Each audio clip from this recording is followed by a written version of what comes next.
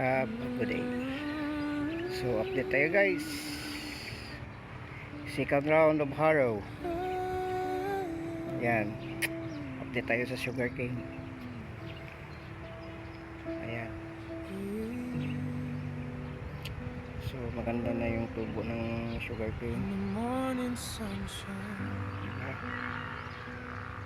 Dapat sana maganda din ang ani at saka pagbinta nito mahal para mga farmers natin maligaya din, makabayad ng mga utang. So nakarelate ako, hindi pala basta-basta mag-farm.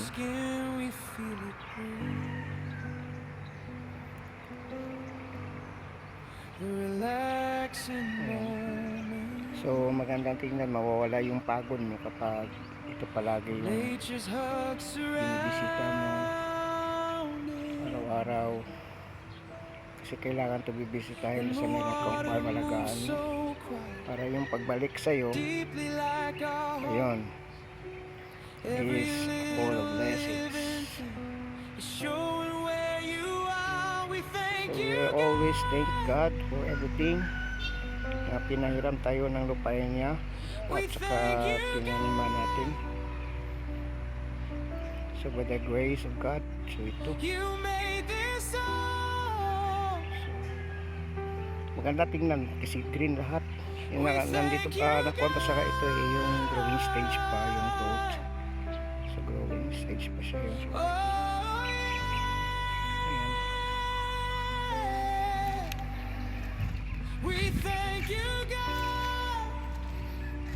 dahil kasi iba yung walang naman, nalagyan na to yung sa Bisaya tinatawag puna, or sa English replanting, mayroon lang naman, makakuan yan,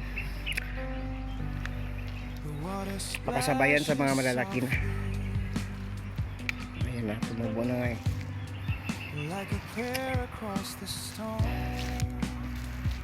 Ito naman yung cornfield ko na maraming damo. So nakasikan raw na ako ng herbicide.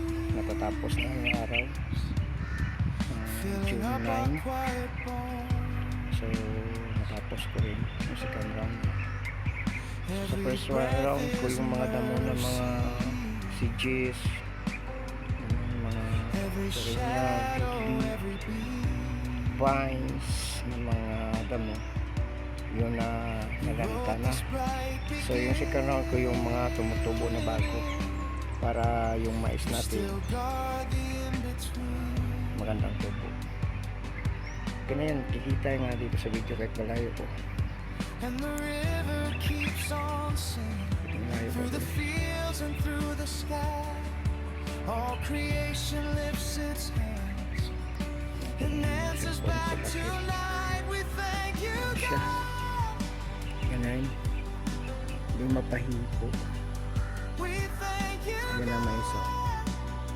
So maliit pa, hindi pa masyado na mag-clear. So next video po. Salamat. Thank you for watching.